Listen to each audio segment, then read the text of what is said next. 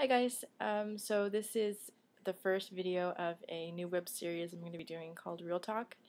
It's just discussing real events, things that you might be going through, that people are going through, that I can talk about.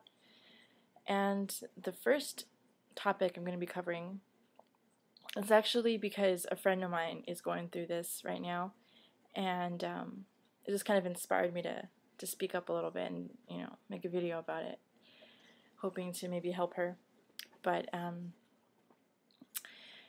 it's about self-harm, and it's like a real taboo thing to talk about. I know no one talks about it. Everyone's like, why are you talking about this? But it's because I've gone through it, and it's not something to keep to yourself sometimes when you really want help.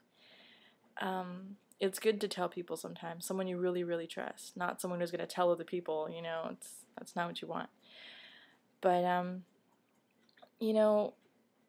it's really a sensitive subject, and I know what kind of slack I'm going to get for, putting this video out there. But, it is what it is. I think that people who self-harm, cut themselves, or, have eating disorders or something, it's not just emotional. I think it goes physical, to the physical perception, to where you can't really help it after a point. Past a certain point in your life, you want to stop doing what you're doing to harm yourself. You just can't. It's more of a, I won't go to say maybe physical disease, but it's beyond emotional, I think, because it's a dependence on something that you created yourself to feel better. It's kind of like a drug. You can say that, I guess. But, I think that people should not be judged and frowned upon for doing, what they do to harm themselves, because they obviously want help.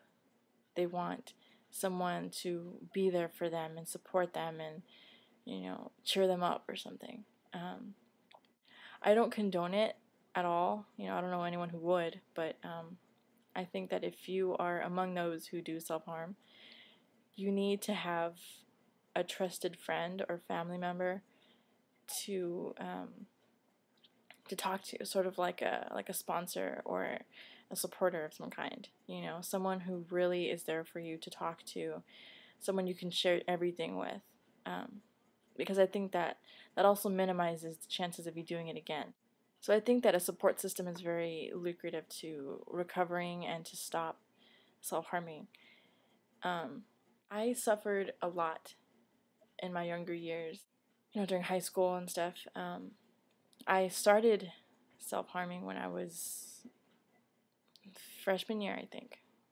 Freshman year in high school, I started to experiment with it because I needed some kind of release. I was going through a lot of moments and trials where I didn't like myself, and I still struggle with it. It's an everyday struggle, but I was more prone to hurting myself because I felt I didn't like myself. So, you have to change.